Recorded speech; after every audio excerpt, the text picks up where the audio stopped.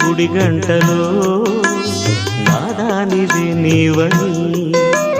గోరంత పసుపెట్టి ఊరంతా కబురెట్టె శ్రీవారే రావాలని కుంకుమతో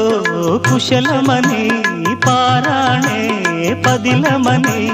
దీవించు దేవుళ్ళే మన ఇంటి వారని తెలియని రాగం పలికింది తీయని భావనలో మనసే జ్యోతిగా వెలిగింది మమతల కోవెలలో ఈ మమతల కోవెలలో